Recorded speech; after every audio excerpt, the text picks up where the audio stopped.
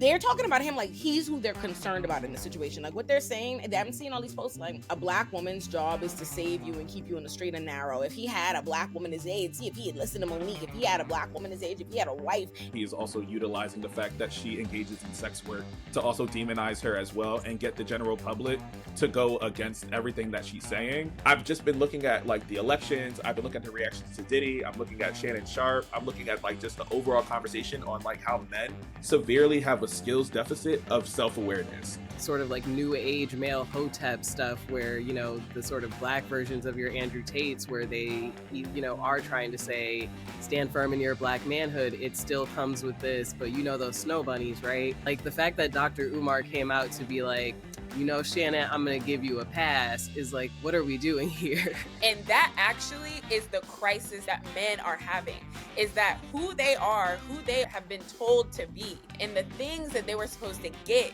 from being who they were supposed to be, they didn't get it. And so now their only prize is young girls. Then I shouldn't be shunned or made fun of for my personal beliefs. I should be Would you turn into a racist white man? Would you turn into a racist?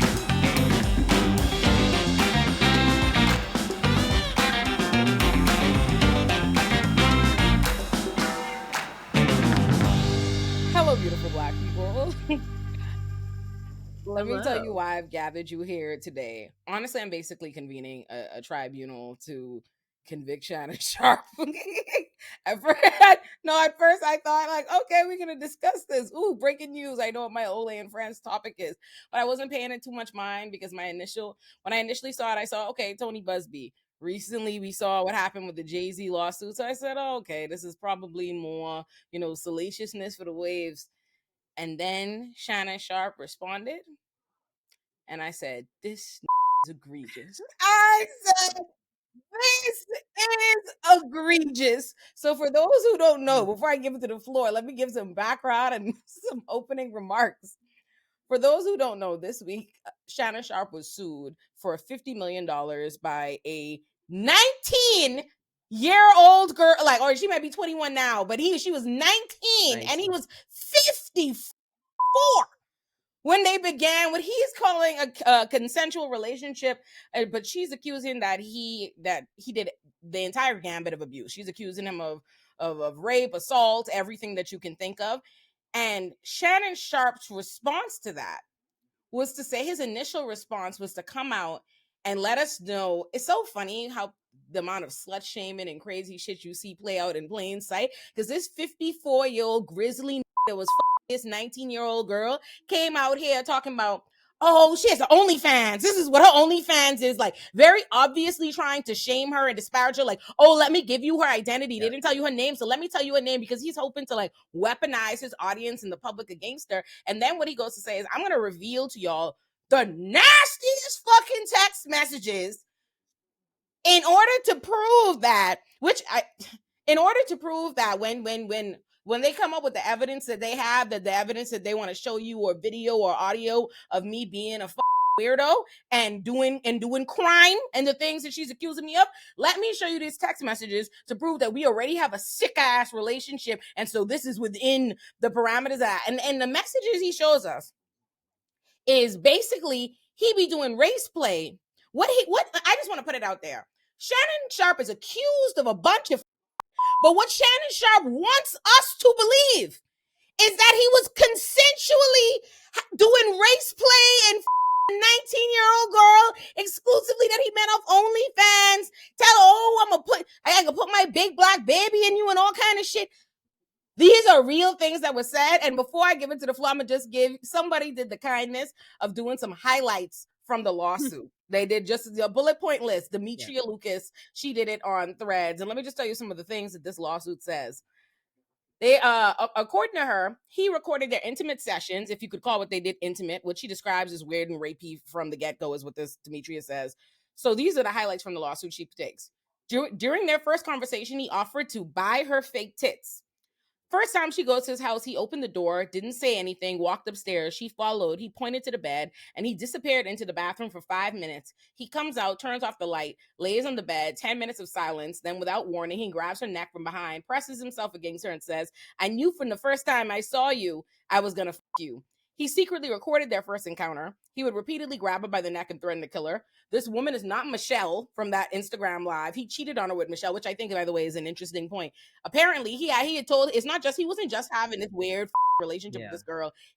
They apparently were in an exclusive relationship as far as she knew. So when the Michelle Instagram live happened, she's like, oh, I'm being cheated on. And she says from that point forward, the relationship is inconsensual. So then 55, they said 56-year-old Shannon Sharpe was in an exclusive relationship with this 19-20-year-old girl for about 2 years. He saw her in public, forced her into his car, drove her home, and sexually assaulted her last October, allegedly, and again in January of this year, allegedly. He repeatedly told her he would punish her sexually so no other man would want her. He got goosebumps from how much he enjoyed assaulting her. He pointed them out to her while assaulting her. Sharpe is currently facing another lawsuit in New York City that alleges sexual assault. Sharpe made similar threats to that plaintiff, so that's a different case. So there's another lawsuit of women making these allegations. So yeah, I'm gonna give that to the room now. I don't kink shame, but I do kink shame race play. Yeah, no, I kink shame this. That I do immediately. And all the unserious stuff out of the way. In all reality, this is like highly inappropriate just to start off rip, because I sat there, I was like, dang. Monique said, deal with girls your own age during one of that Club Shay Shay interview that he had with Monique. I said, he's been told this a couple of times. It's not the first time he's been told to like deal with people your own age. But I even think more so than anything, he's really trying to weaponize, this is crazy to even say it out loud, but like he's really weaponizing his black manhood in order to like level up these race issues that are going on. But then also in that same breath, he is also utilizing the fact that she engages in sex work to also demonize her as well and get the general public to go against everything that she's saying. Because when I first saw this drone come up, I said, oh, this is coming. And then here, no more than 24 hours later, here comes Tony Busby. I said, something don't feel right. Then more started to come out. And I said, now, Shannon Sharpe, you just got done clowning somebody. What was the girl's name from Bad Girls Club that she was clowning because she had a 20-year difference between her and that man she was messing with and decided to bring her name up? I forget her name. But it came up and he brought her name into it and it was just like, you should be worried about dating somebody your own age, blah, blah, blah, blah. And I was like, this started to happen. So like my quickie type feelings about it is like, one, race play, out of pocket. Two, when it comes to Shannon Sharpe, there is also like a power imbalance that he's obviously trying to play into, a lot more that's going on right now. But also the last part is like, dog, she was 19.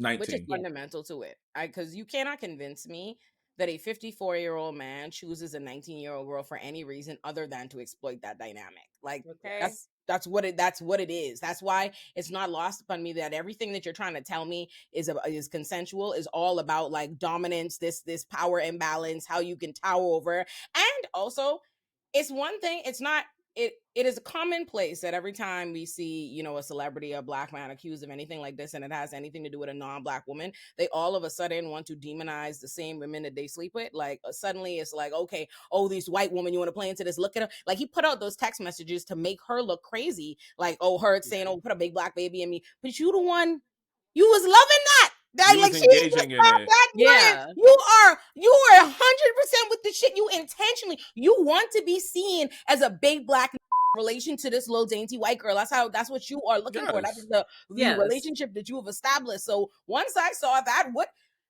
what Shannon Sharpe was telling us is true, is what is making that is doing more to convince me of anything of everything that he's being accused of than anything they could have said. Like aside from Tony Busby, aside from the girl or anything like that, the shit that he is saying, what he is telling us and telling me about how you were living, sickness, nastiness.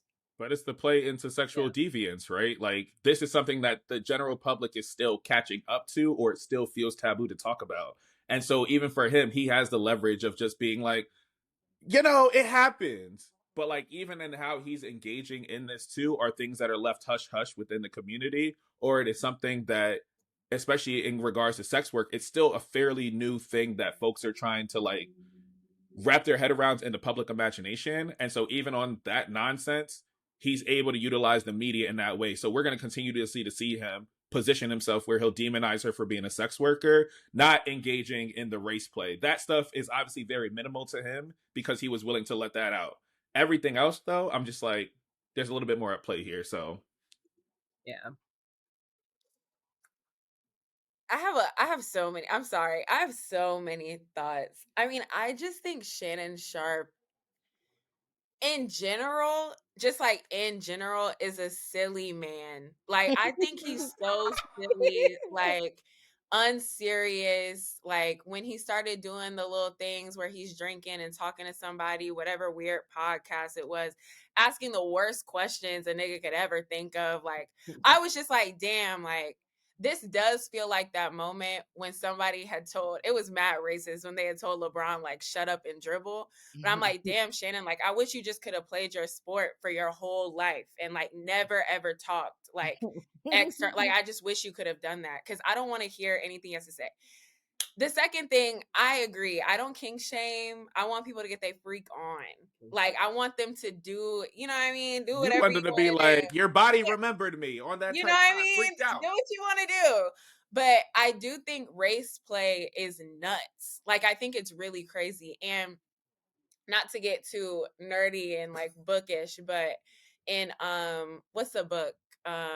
Black Skin White Mass with Frantz Fanon, he talks about how black men are interested and desire these relationships with white women because they're that proximity to whiteness and white womanhood affirms like that they're good and like you know, like worthy of love, and being closer to the like white ideals makes them feel excited. And I can imagine that in reading those text messages and understanding that dynamic, it obviously was like erotic and like turned him on.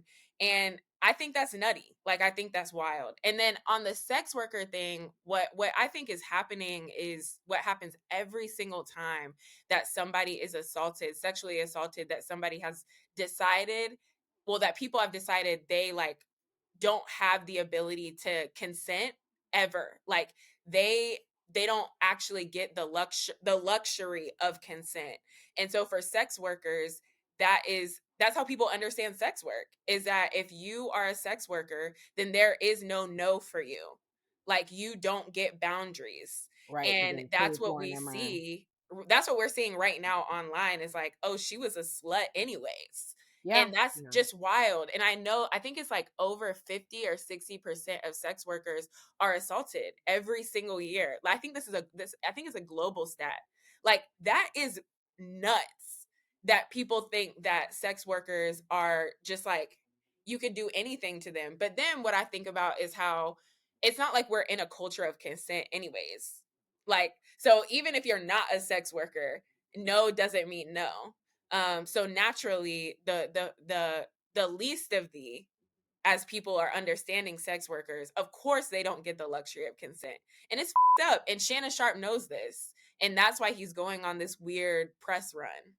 Yeah, I think that's so true, Delaney. Even if she wasn't someone with an OnlyFans, they would immediately point to, she's a 19-year-old gold digger. She knew what she was getting into. She wanted him for his money. She, it's always some excuse that tries to ignore the fact that he is a man in his 50s who shouldn't have been doing anything with a 19-year-old girl. That when you read those texts, it didn't make me think, oh yeah, she's such a sexual slut. Like, wow, I can't believe she's doing this. All I could think was, why is he doing this with a 19-year-old? Why is he engaging with this with someone who could be his daughter? And you know what's funny? That's exactly what I think, because I saw a video from Poetic Flacco on the situation because he was doing the whole rundown. And when he read the text messages, he pauses and he goes, wow, look at these 19-year-olds are so thoughty. Like, they getting slutty so early in life. And I'm like, that's your takeaway? You're reading this grown ass grizzly man having these conversations with a 19-year-old girl, and your thought process is, how they raising her? What's the problem with her? Oh, these young girls, XYZ.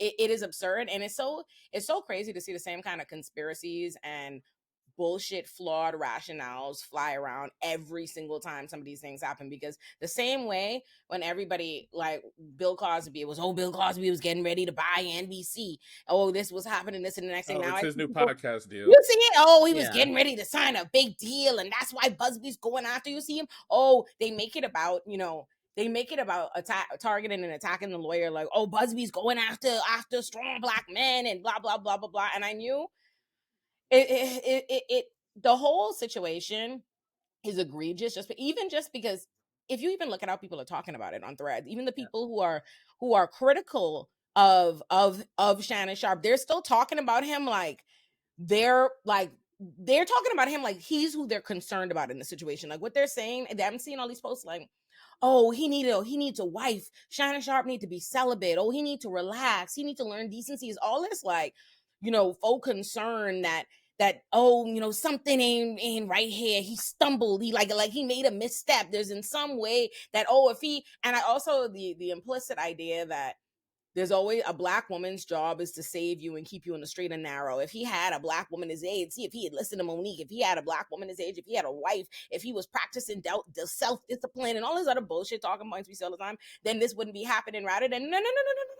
That don't have nothing to do with the price of tea in China. A grown 50-something-year-old, 60-year-old man doesn't trip and fall into this kind of relationship and dynamic with a 19-year-old. And it's crazy us to be talking like this is some kind of one-off situation. We are getting a peek into how this man conducts business. These are the kind of, he's choosing to go after these kinds of relationships with these kinds of dynamics. And I also think there's something to in the race play and in how he clearly likes to be depicted and how he likes to be seen. I think it says something about, and I don't mean it from a critical place. I probably mean it from like if I were FD, like if I had put my FD hat on, there's got to be something here to this like big black man and how he's always been like personified and seen and commoditized within football, and how you're seeing it for your physicality and why you are not in football anymore, and you're chasing that same kind of objectification, that kind of validation, like you like that's doing something for you. And I believe like that obviously started a long time ago. That's connected and rooted in something much deeper. Well, there's this other thing in the same book I was talking about, where it talks about this like fetishization and like eagerness to dominate white women as like a way for black men to feel powerful. And I think that's what I'm seeing. Like that's what I'm hearing when he's like, "Oh, I'm going to choke you." And she's like, "I don't want to be choked." And he's like, "Yeah, you do." Like, and I feel like this can get, I don't know if other people have expertise in like I don't know, different sex cultures, but there's a way that people could say that, oh, like maybe he's a dom and like this is just the way that he behaves, and like she's a sub in this way, and this is their dynamic. And I think it can just get tricky and messy. So I think, but I was like race play, and then this idea of consensual non-consent in terms of like a thing that has been happening. It's a term I literally just found out about 2 weeks ago, having a conversation, and I was like, this must be like a street people thing, because I did not know it existed. I said, this is different.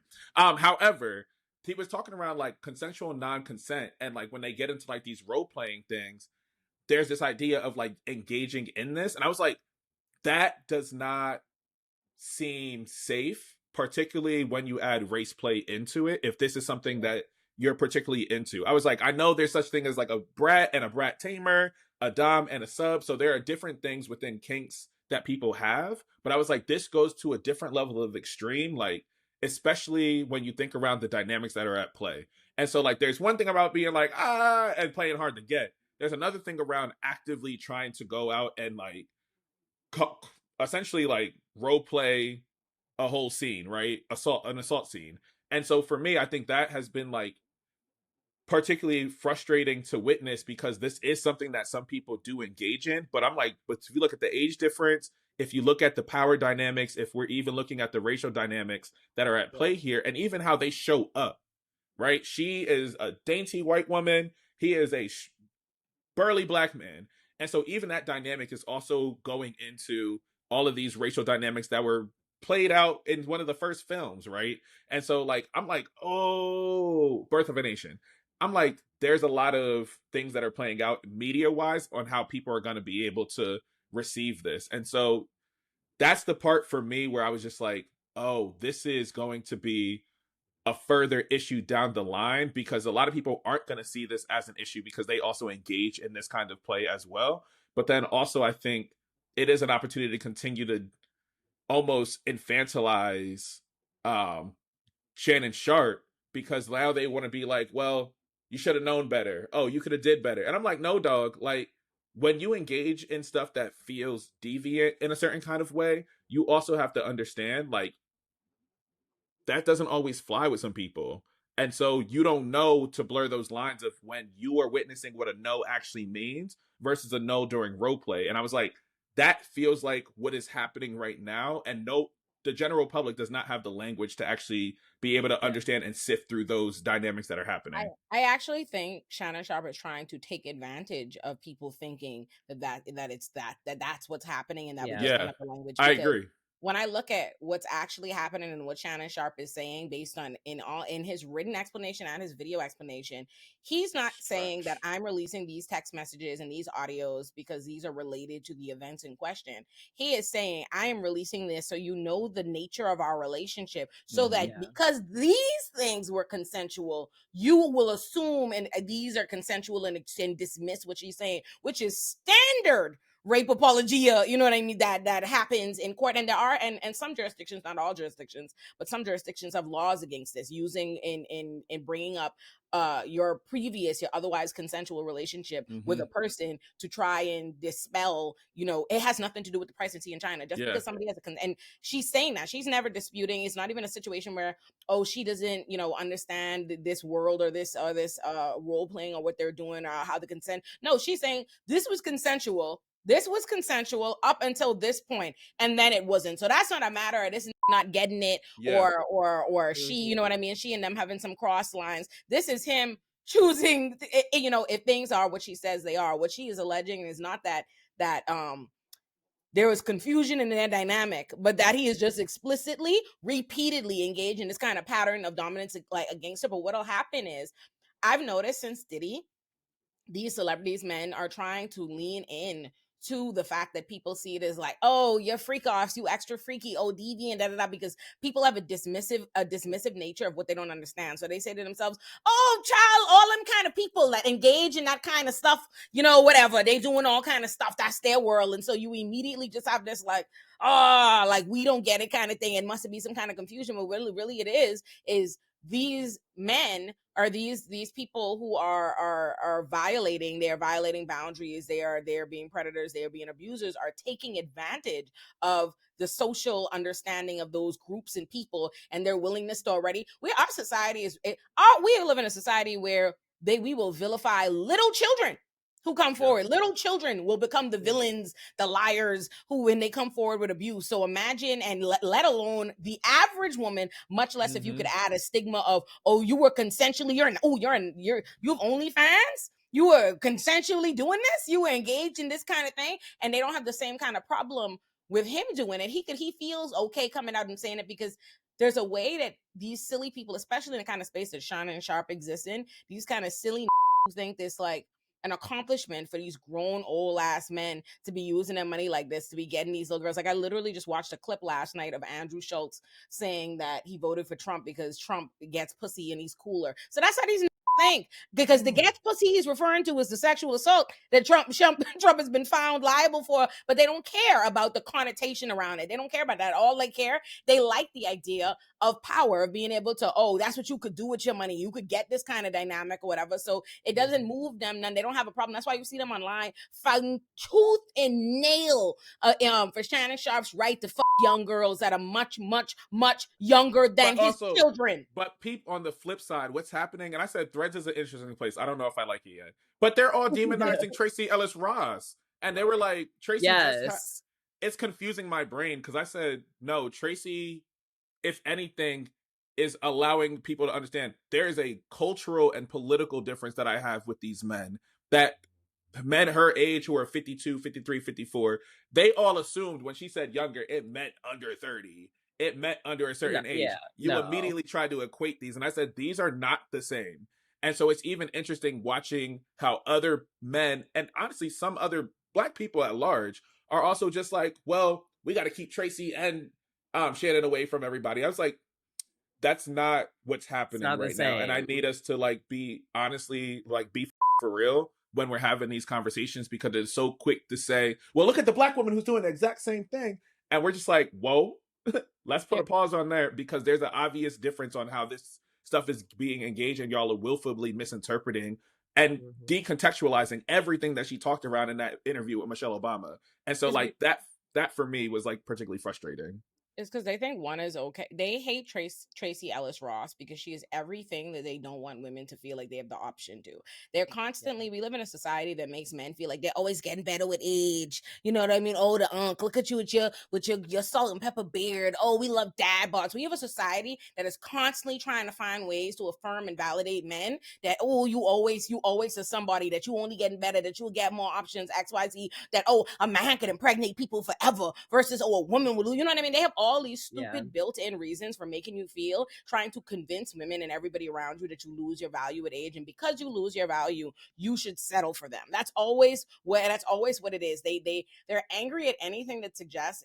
That's why they always tell you, oh, they used to say, oh, Tracy, you are Alice Ross, so she could be lonely. You could be lonely. You could realize, oh, when you old, oh, when you with your cat, when you with your this. So the only thing more upsetting than women who defy that and continue on to go on with their life is anything that confirms for you that they're still desirable. Like, while you're sitting here trying to convince them that after a certain age they don't mean shit, y'all going for the young girls, you want them to believe that they have to settle with you, so they have to settle for you so you don't change. But what she's saying is, this generation, and we know it, let's be real, we know what he's referring to. We see him. It's the, no disrespect to Joe Budden, I am, but the Joe Budden universe of those. You see the age, those 40 something and up talking all day. That's what she's referring to. And Quite like, literally. And you know what's funny, when you hear it, when I hear it as a 31-year-old woman, I'm like, where these good progressive young she know about. But that tells you how bad the generation she's from is what she's dealing with. I'm looking for him. Yep. Tracy? Right. Tracy, if you see this, send it to me. Who? Please. Where are these? Where are they? Where Who are they at? They're bisexual. Yes. But I think it is actually a very interesting thing, because I think even as we are discussing his age and what his anxieties as an older Black, I don't want to say anxieties like that, but his anxieties as an older Black man, and some things that they may be experiencing are like this idea of no longer being relevant or unable to kind of find like their second wind. Like, it's interesting because even Halle Berry talks about it too, of just like she's in her second coming of age kind of space. And so it's like, even somebody who's able to like get to themselves post 55 and being able to feel like I've found a new purpose in terms of like how I am, oftentimes Black men are also not feeling that exact same thing, because most times for Black men in these spaces, especially of their age, in order to feel like they have accomplished something, this means that they have attained marriage, which means that they have attained ownership of their woman and are able to exude like a particular kind of space. And I think it's just so fascinating, because it just reinforces my idea that like marriage is really here for the average Joe. It's not meant for women to really thrive in. And so anytime that we can like demonize anybody who's younger and has agency, this is how we get like a Shannon Sharpe. Because now my question is like, what led to a Shannon Sharpe, and how do we prevent this in the future? Because there's something to say around how he sees himself sexually, but also sees himself holistically as a man. I mean, I also think there's this thing around like like this general like the people like girls, like young girls, innocence, control, and I think like that's what is missing. I think at least from the social conversations, is this like I was saying, to zoom out, it's like an issue. There's a reason why like the age of consent in some places is still 16. Like there are reasons for this to exist, and it is because men are not interested. I won't say all men, but there are a lot of men, and the culture of of masculinity is not one that I think fits well with an adult woman, like a self-assured woman, and what masculinity is offering to adult women. Those two things are not compatible in the year of 2025. Yeah. And that actually is the crisis that people are having, that men are having, is that who they are have been told to be, and the things that they were supposed to get from being who they were supposed to be, they didn't get it. And so now their only prize is young girls. And if you have enough money, you can go and do that. It's terrifying. It's literally terrifying, but it's not anything that's new. That's the other thing. I think about girls in high school who have boyfriends that were 23. You know what I mean? Who are like, I'm grown and mature. And even to this day, there's people that will be like, well, they're fast, and why were they interested? Are you kidding me? A nigga that's 22, I'm 16, he interested in me, and he about to give me $20 to go and do something. Like, I don't know, like, that could be cool, a little date. Especially when you're also hearing this other thing, it's particularly being a Black girl, that you're fast and you're grown and you need to be mature and all of this. Of course, I'm going to go down that path. But I do think that there's something there about the way that masculinity is not, it's not bearing the fruit, or masculinity as it stands and as it's been defined isn't bearing the fruit that generation was told it would.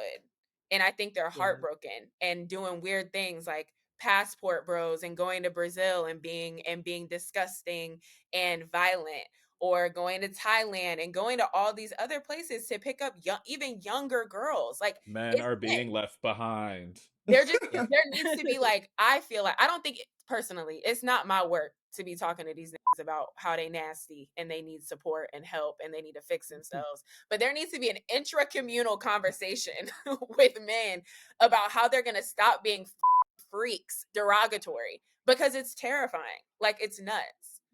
I don't think that we can stop them from being that way so long as the average commonplace opinion is for them to feel like, because I am man, to be masculine, to be a man, is that I should have authority over women, that is a woman's role to submit to me. Like, as long as they believe that. If you saw I'm sure y'all had to see, like, the viral debate between Mark Lamont Hill and Flip on the Joe Budden podcast. Y'all, I did indeed. Oh, don't get me started on that. I'm tired. Flip is, I'm so sorry. I am not trying to cut you off, but I hate Flip is so stupid. There is, oh my God, even just thinking about it, but it's like, oh my, I don't know how Mark even remained in that conversation, but it just reminded me of boys that were like 14. We were having them conversations when we were 13 and 14 about that, and he's mad. I mean, it did make me happy to see him get mad, because I'm like, you're losing. I'm happy that you're feeling this, and you're going to look stupid for the World Wide Web this week and the next. But anyway, keep going. I queued it up, Aaron. Now we got to play it. Now, because people tell me, who are y'all talking about? I missed that. I don't know. So, Aaron, you got to play this clip, because it's like, it's interesting when I saw this clip. They start off, they have such fundamental different understandings from the beginning of the clip, because Philip does not understand. They have never heard it challenge the idea that it could be a bad thing to teach men that they need to be masculine, women need to be feminine, because they think of that as like, the sky's blue, grass is green, 2 + 2 = 4. They think that is the natural way of the world. They are infuriated by what seems so crazy to them, which is anybody pushing back on that. So let's play this, Aaron. Change it, because it's unacceptable. That, stand on what you stand on. Don't try to change it, and don't try to change the definition of masculinity or femininity, nigga.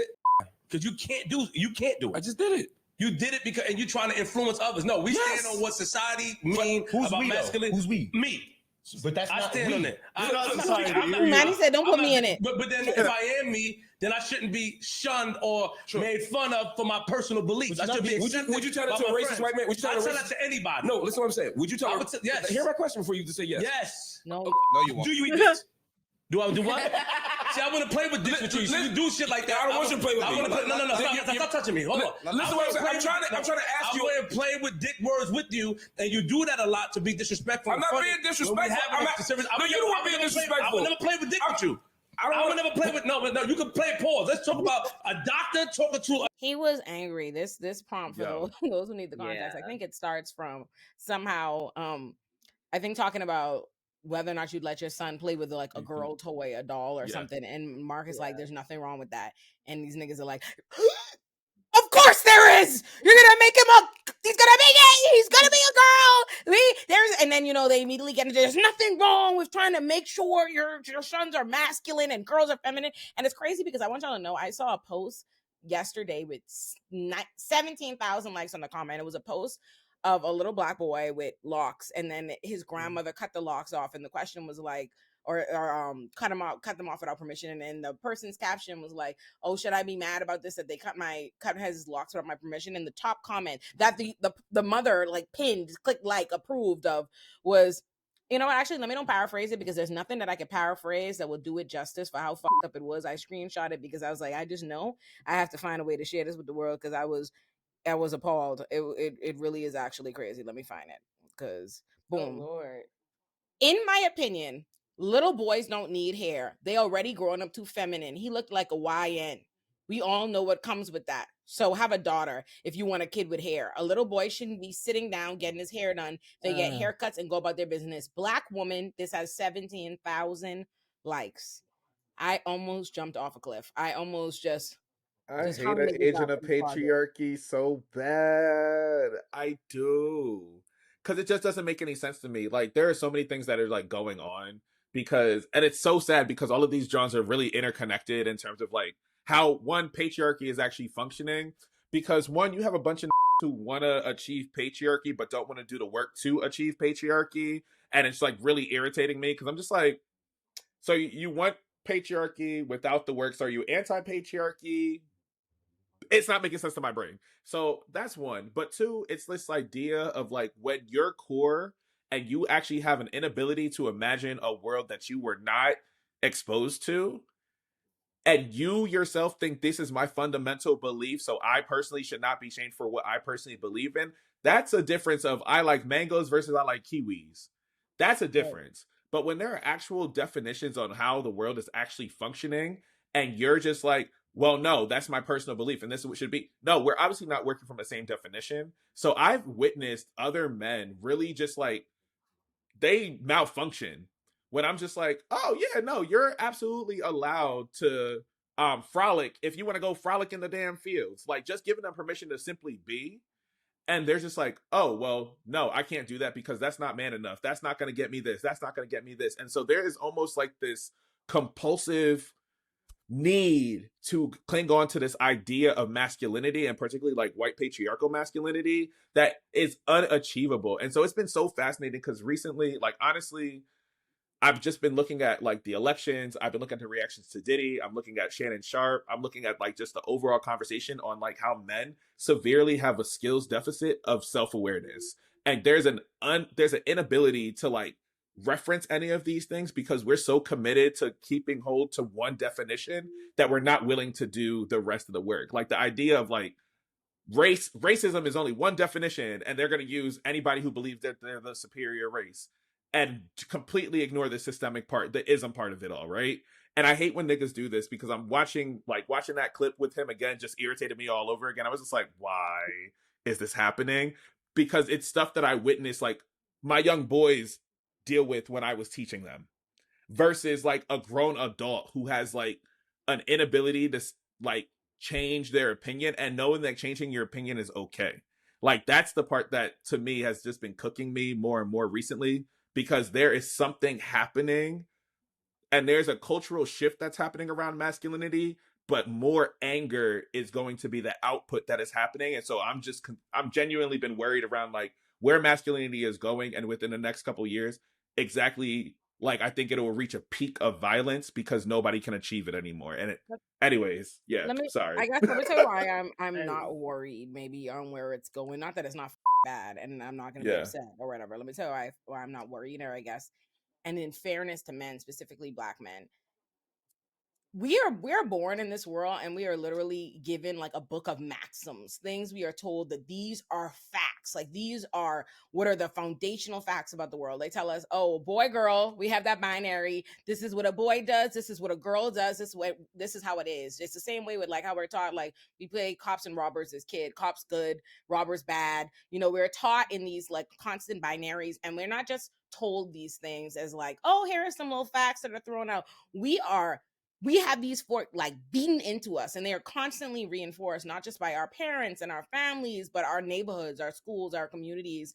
And so all of these, and people believe that if something is the way the world is and the way things are so supposed to be, then anything they do to enforce that or to make that so is justified.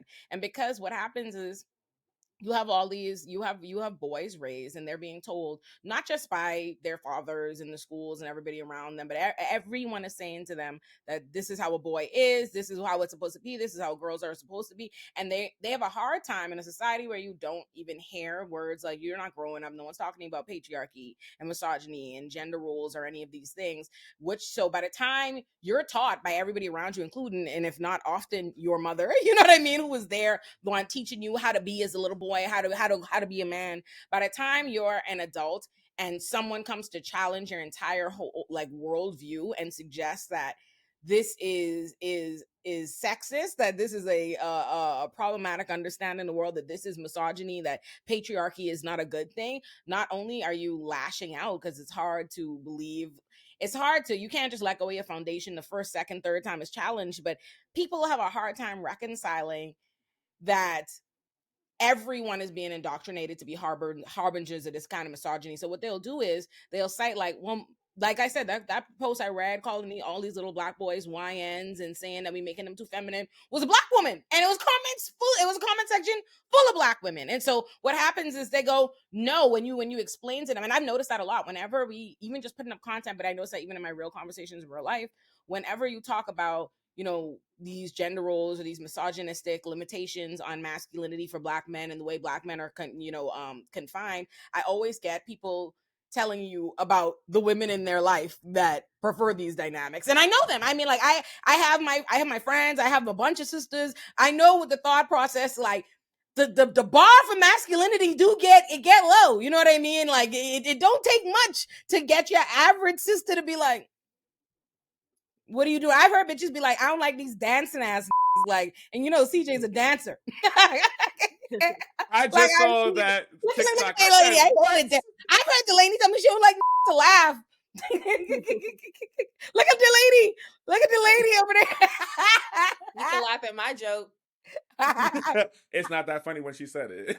Like, you can laugh at my jokes, honey. That's the funny. I mean, there was a video that came out today of a mother and her son, who is only 5 months old, is like crying in the background, and every time he starts crying, she goes, "Stop doing that. You're not a girl. He's not a girl. I hate when he does this crying shit because that's what girls do." And it's like, the baby is 5 months old. What are we doing here? Yes. And it's stupid shit like that. Like, you ever watch y'all ever watch The Brothers with Morris Chestnut and D.L. Hughley and Shamar Moore and oh yeah, that was a throwback. Bill Bellamy. Yeah, that's way back. Yeah. Listen, you know. Shout out to the YouTube channel for the nostalgia. She has a great video on The Brothers. But in that movie, Bill Bellamy has what I think is a particularly interesting relationship with his mother. His mother is like, she's very angry. You know what I mean? Not necessarily, I think they do her more depth than just like the angry Black woman. She's like discussing why she's angry. Like she's raised these two boys on their own. The father's has disappointed her, but she is parroting violently angry these different misogynistic expectations of what these boys are supposed to be, right? Like she don't want to give them no love. That's not what you're supposed to be. You know what I mean? I'm here, I'm supposed to give you strength, XYZ. And I think that is a real phenomenon. And I think that impacts a lot of men, especially like Black men's inability to see why this is patriarchal. They take it as an indictment, like an attack on me as a Black man, when they don't feel like it. And it's true. It didn't start with them, right? Like they didn't come into this world just ready to give patriarchy. Patriarchy was given to them by the world around them. So they feel frustrated, and it's hard to understand how you're telling me something that I'm doing or believing in these gender roles are unfair or sexist when I've basically been having my back kicked in to be able to believe in it and to enforce it my entire life. Oh, this is so interesting because it's funny. Like literally 2 weeks ago, I had a conversation with my mom, and she raised. I'm the middle of five, so there's 4 boys and 1 girl. But it's interesting because for her raising all the boys, she was just like having a moment of reflection. She was like, "Yeah, Marquise, I realized you're. I think I taught all of my kids never to sweat or ask for help." And I was like, "Well, you are raising 5 children, 4 boys as a single mom." Working 2 jobs, you had to do what you needed to do, and you knew what you wanted to see as a form of protection for us when we went out into the world. And so you knew what would keep us as safe as possible. So you worked with what you had. But it's interesting to hear her much later in life and just kind of reflecting on how she showed up as a mom and was just like, I wish you could have seen me sweat a little bit more, or at least I would have encouraged, like, it's okay to ask for help. She was like, you know, you were the hyper independent one. And she goes, I think you get that a little bit from me. And she told us, like, she growing up, her biggest phrase was, when you get older, don't depend on no nigga, don't depend on no bitch. I said, Mom, that's crazy. But those were her words. And so even in that, it's what grew us to hyper independence, but even had me and my brothers kind of have to, we all individually worked in silos and kind of all wait until it's the worst moment possible. And so it's like interesting because if we're leading with the lens of care, because I hate when they get into like the single mom conversation, this is the problem with all the boys, blah, blah, blah, blah. But like if we lead with care, some people are working with the tools and what they believe masculinity could look like and overcompensating in that space. It doesn't mean that she didn't do a bad job of raising, she did a bad job of raising me. She actually did a fantastic job. But you work with the tools that you know and an idea. It's not your lived experience, right? And so even in that, it's interesting to have that conversation because it took a while for her to be able to unlearn those spaces of us being able to like express our emotions and how we're feeling, and for her to be able to like recognize that part of humanity. And years later, it's also just a moment of like, oh, here's how I may have showed up may have impacted the ways in which that I was raising you. And so it's like interesting because a human thing is to think around like, when are we allowed to have those moments of recognition later on in life? And then also be able to kind of unlearn that when we start to see that as early as possible. And so now I think around like more popular, like my nephew right now, he just turned 13. And I'm watching my sister. I'm like, this child is emotionally intelligent. Girl, I don't know what you did that was a little different, but it's interesting because he's just like, oh, Uncle Keith, sometimes I just need my space, so I just need to go upstairs and decompress. And then he walks down. I said, why? I said, I was worried about Yu-Gi-Oh at your age and just running around and get energy out. But now, seeing how he's being raised as a Black boy through my sister, it's like, there's so much like potential, but it just requires us to get there at such an earlier age and like being able to like instill this kind of language just to ensure that they are there. And so I'm just wondering of like, because you're making me kind of think around, when was my moment of recognition of like, okay, the things that my pop or some other male figures in my life told me that were like, that don't seem right. But I realized that didn't happen if I didn't have like other mentors that showed me different ways to like operate as men. So now I can just be like, no, these niggas were problematic, and that was not good advice, but they were working for what they knew. And it's like, how do we visualize those intercepting points? And I know it's not the 92%'s job to do it. And so that's why I'm big on like mentorship now. It's just like, we need to arm you and equip you with language so you can expand your definitions and imagine what a Black boy is allowed to be, so you don't end up like a Shannon Sharpe, right? Yeah, for sure. Yeah. Ashley, were you about to say something? I feel like there's still so much of that placing whiteness on a pedestal that comes with this, even with the sort of like new age male hotep stuff where, you know, the sort of Black versions of your Andrew Tates where they, you know, are trying to say, stand firm in your Black manhood. It still comes with this, but you know, those snow bunnies, right? Like the fact that Dr. Umar came out to be like, you know, Shannon, I'm going to give you a pass is like, what are we doing here?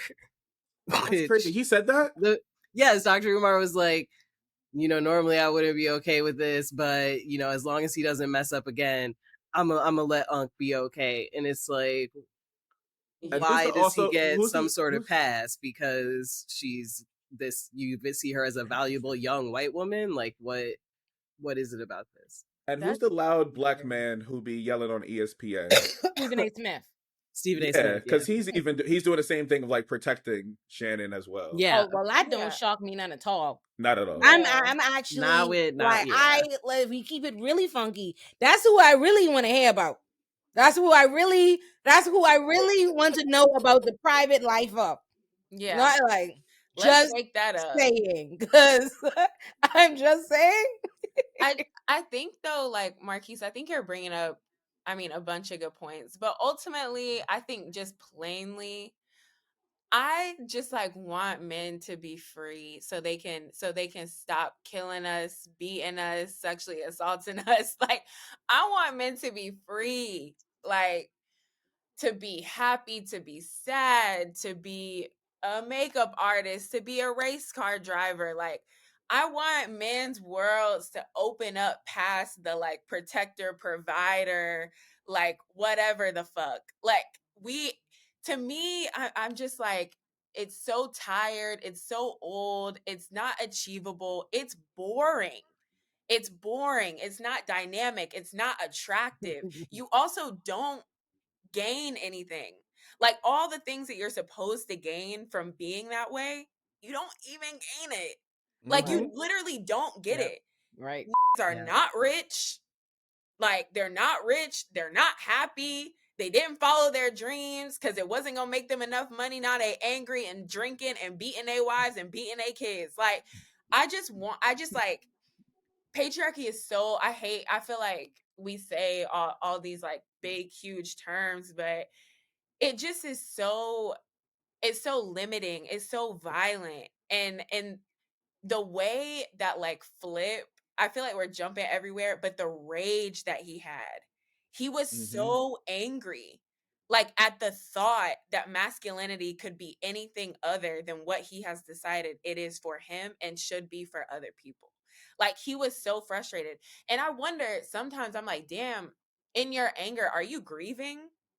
Like, are you sad about your life and how you didn't actually, you've never lived?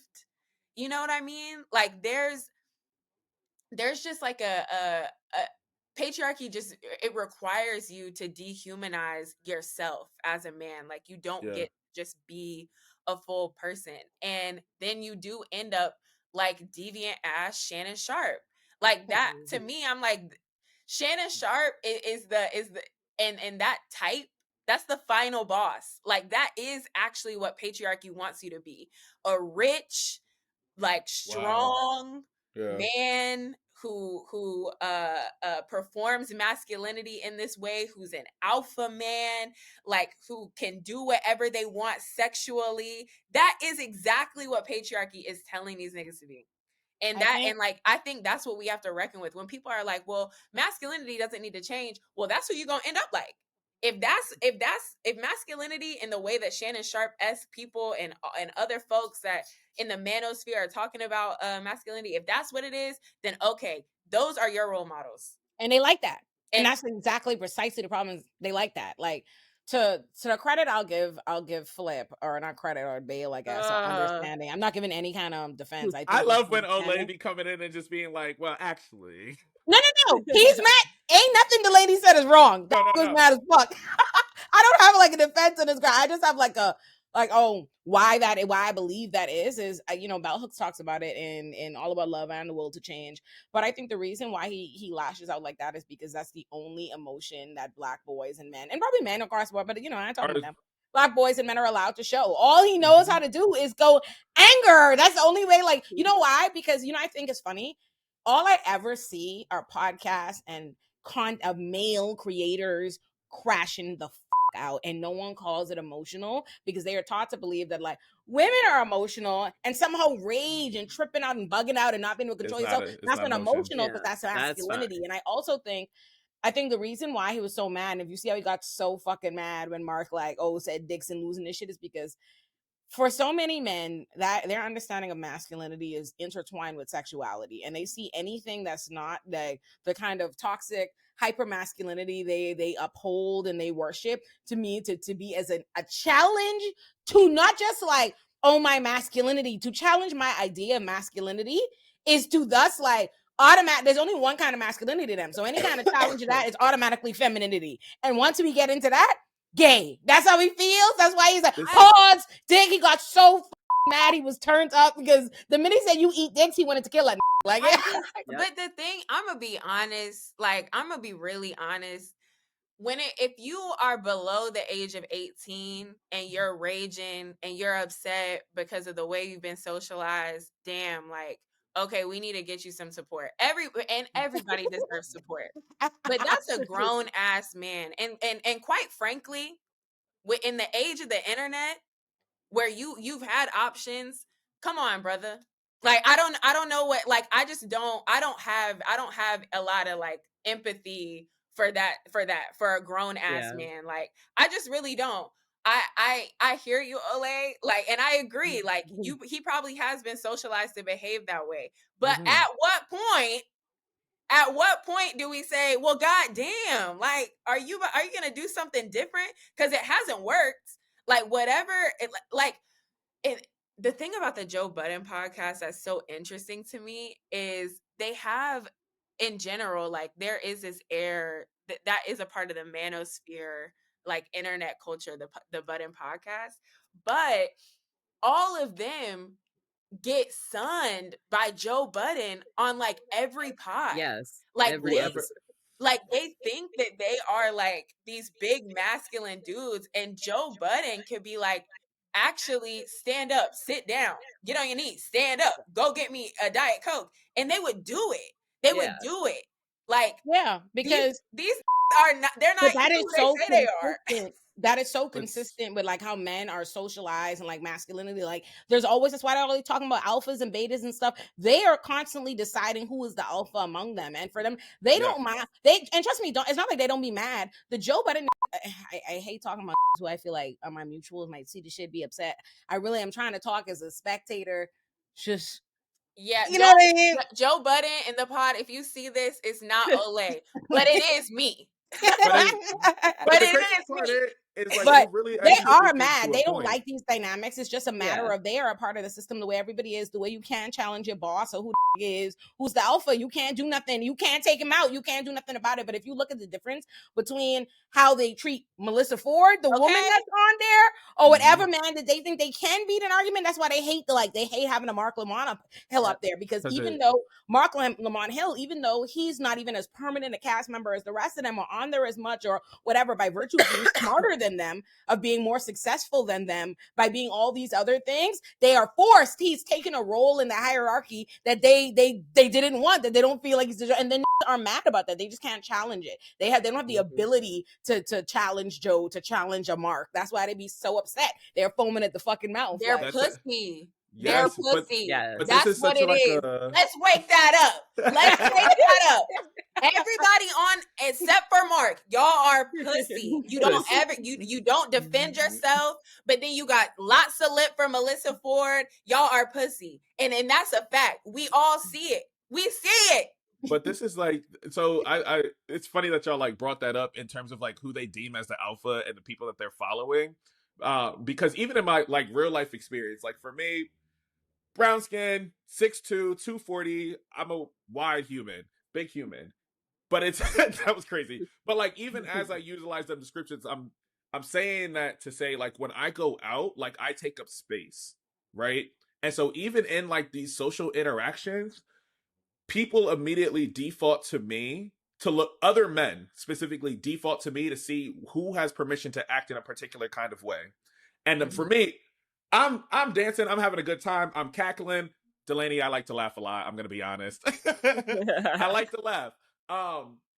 But they immediately default to me being the alpha in the room because I take up so much space. However, they will be quick to take that alpha nature away once they realize I am a homosexual. And it is crazy to think about, but it's like they will give me the utmost respect. They be like, yo, bro, that's you, da-da-da-da-da, blah, blah, blah. But they see how I interact. So it's interesting for me to go out because it's almost like a cognitive dissonance to be like, oh, how do you exist in your masculinity in this way? Still have the nerve to be gay, but then still be able to like flex out the ways in which that you do. And I think it's just been a very fascinating space because I get it, like being a lot more masculine presenting for folks. they're like, what? But I watch them have to like short circuit almost in order to like reframe how they're going to negotiate working, like being alongside me, taking up space with me, or when they decide that my opinion is valuable. Because so many times, and I always say I see it the most being an educator, when they're just like, oh yeah, you know what, like this is such a good role model, blah blah blah blah.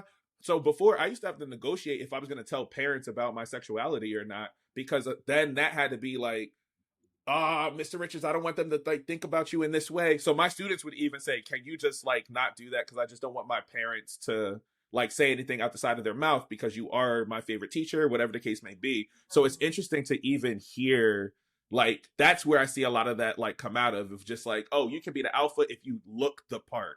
But if there's anything that deviates away from you having to embody all these moments of being a man, it just does not work for me, and then I will immediately lose respect. So I always crack up when people be in Olay's comments be like, these ain't the kind of men that we want to see on the John, no. And I'm saying, I'm just like, yeah, they do. They do that all the time. But I swear, they Like- act like the general Olay Friends episode usually has 6 people, 3 men, or three mass people, 3 femme people. That's usually the lineup of the show.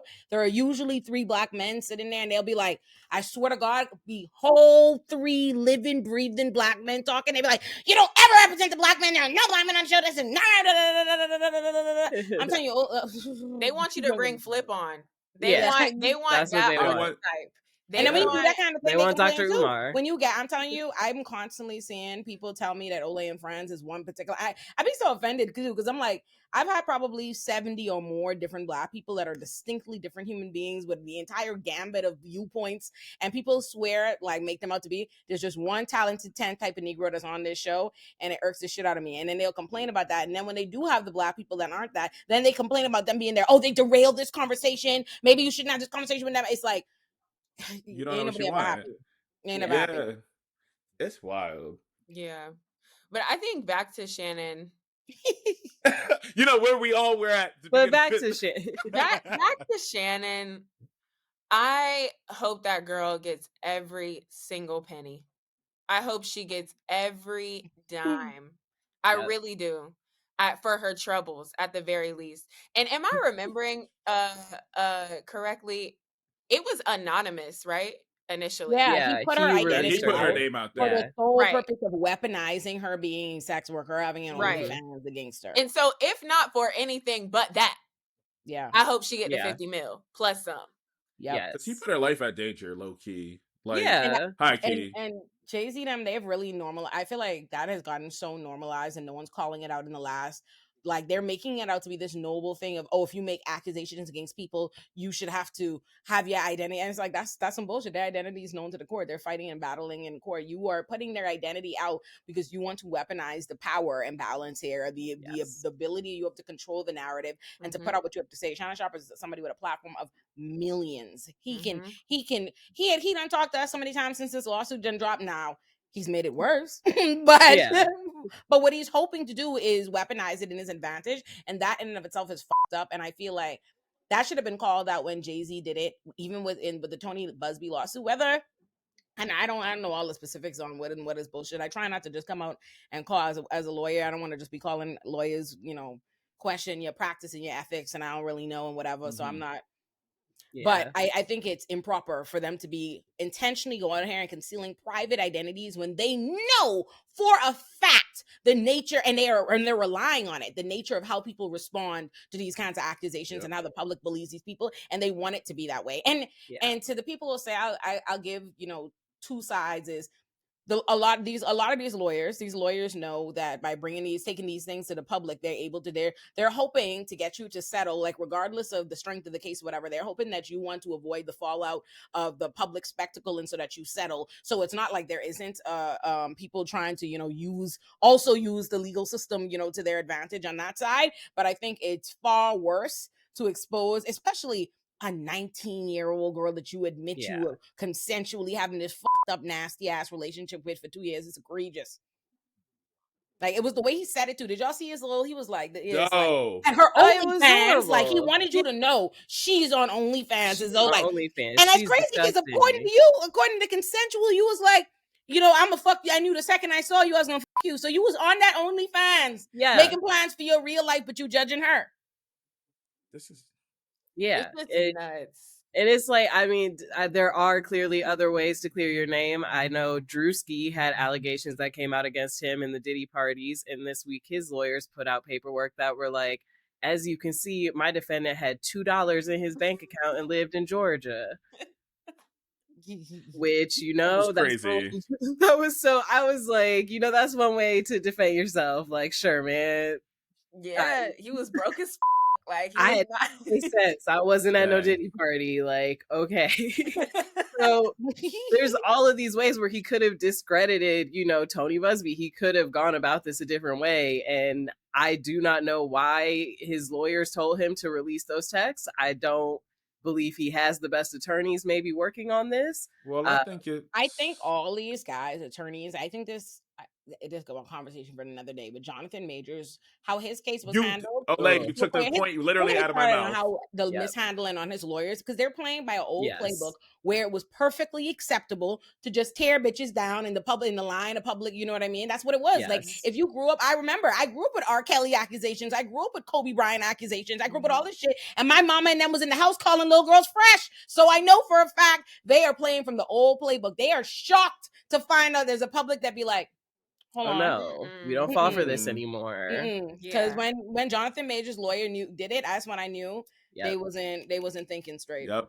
Olay, you took the point right from me. That's exactly what I was gonna say. I'm just like, there is something. Immediately I said, oh, this has the public spectacle of a Jonathan Majors, and what they are banking on is that there's gonna be a protection, because it's gonna be like, I told you these white women are always out to get our men, blah blah blah blah. And that's exactly what they are going to bank on. But Jonathan Majors' lawyers that case up for. Here's you know what upsets me? The public don't practice law, so they seem to think that Jonathan Majors like this worked out for him, like he was able to weaponize this like white woman like dialogue. But no, had his attorneys done nothing, they would have done better by him. Because here's the thing, right? This is not a conversation. This is not a lie and made a person. We're not having a conversation about progressive values. You're just talking to me as a criminal defense attorney in New York City who gets niggas off. Let me explain something to y'all. Jonathan Majors was charged with misdemeanor assault, right? So that's the lowest level, you know, assault. In New York City, if you make any accusation against a person, it doesn't have to be violent. It doesn't have to even be anything like that. Anything where criminal charges are brought, they automatically issue what is called a full order of protection in favor of you against that person. So what it means is that person can't talk to you. They can't say nothing new. They can't be where you at, anything. Even if you talk to them first, even if you call them, whatever have you, they can't do anything to you, be where you at, or it's an automatic violation of that order of protection, and you'll be charged with criminal contempt.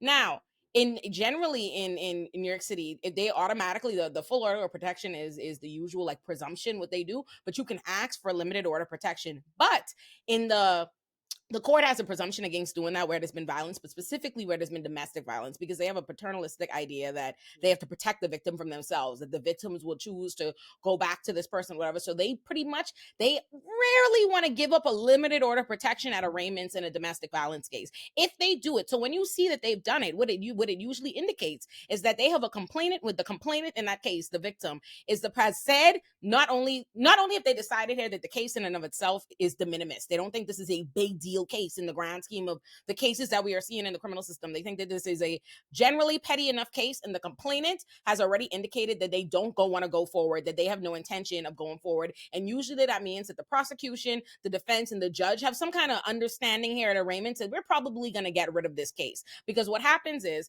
so at arraignments, when you're arraigned, they have on a misdemeanor, they have 90 days in New York City to get a supporting deposition signed by the complainant to move forward with that case, or it will automatically be dismissed and sealed. In Jonathan Majors' case, there was a limited order of protection out the gate because Grace did not want to go forward with the case. She did not sign the supporting deposition. That case would have probably been thrown the fuck out. But Jonathan Majors' stupid ass lawyers put out text messages trying to make her look bad, that it not only incriminated him, pissed her the fuck off, and made her sign the supporting deposition and go forward with the case. I remember it like it's yesterday. I was like, you could have done nothing and won that case. Literally doing nothing. The right advice, what like me would have told him, the minute we saw that ad, I said, don't you do anything to upset that woman. You don't say nothing to the public. You have your limited order protection. You go and you buy her gifts. You apologize. You proceed on with your life, and I'd have been gone. But no, they thought they was going to play the old playbook of I'm going to drag this bitch in public. But trying to drag her, all they did was show us evidence that he did this shit. So I said that to say, just purely as a lawyer, that shit upsets me because that case was a fumble. It's the OJ handbook. That's really what it is. Yep. That's it, we can take it back. We can And take the it back. situation didn't call for that. That's the problem with thinking you're too fucking important. It's been clear to me Yep. since how Jonathan Majors has handled this that he has an inflated sense of self. Like the that he be comparing himself to, who he wants his bitches to be. Like, I don't know where Jonathan Majors, like, you are a talented actor. How you think you a civil rights leader beyond me? I don't know. You need but a it's clear to Coretta. me he had that team operating like it's an OJ situation. So they think they need to go out there into the press and put out narratives. You have a misdemeanor. Shut the fuck up. Shut the fuck With a up. limited order of protection. Shut up. All you have to do is not upset this lady for 90 days. For 90 days. Had he shut the fuck up for 90 days, he would have had a lifetime of talking. But no. So it keeps me up at night how they fumble that shit. Y'all don't understand, like, it be bothering me because it's like one of those things you'll only get if you practice in New York City. Like, you just know the day-to-day how to handle. Like, some cases is about realizing when not to do nothing. Like, sometimes the best thing to do is not do shit. Like, sometimes I remind my clients, like, the prosecutor has a bunch of cases. They ain't even thinking about you. Don't go piss off the complaining or call somebody and get them thinking about you. Then they're going to call somebody trying to get a supporting deposition signed. Just shh. I mean, to be honest, I think this all goes back to one thing, is that should talk less. They should talk way less. No. They need to talk to each other and a therapist. They Please be in community. To be honest, they talking to each other and not getting nowhere. So I think you know what? Should talk less, because we didn't need to see them text messages. I didn't need to know that Shannon Sharpe was in the race play. I didn't need to know that. I didn't need to know that. I did not. I also they said I'm sorry. They said he was showing his teeth in racial group chat. Yeah, like you're weird. Like, you're a weird guy. Yeah. I didn't need to see that. You know what I mean? Flip from Joe Budden, talk less. Jonathan Majors could have talked less. Like, all of these moments where all you had to do was shut the fuck up. And now look at you. We need stickers. Like, men just have to talk less or go talk to the lady. If you haven't talked to the lady yet, then you cannot talk in public. I actually think that should be the thing. You're about to be in the comments like, see, this is here. Y'all talking about challenging don't let me, but here this woman up there talking about we don't need to talk. Which is it? Talk about my feelings. Be more emotionally vulnerable or not. 20 minutes ago, they about to eat me up in that chat. I know they are. 20 minutes ago, I'm like, I want men to be free. I was like, actually, they don't need rights. Like, no, but for real though, like, I really do want that. I really do. I feel like I've watched my family members, like, some folks come into an understanding of masculinity and power and what it means. And I think they're living better lives because of it. I want men to live fulfilling lives. That's really it. So they can stop bothering us. That's really what it is. I think there's a word. Normal. Yes.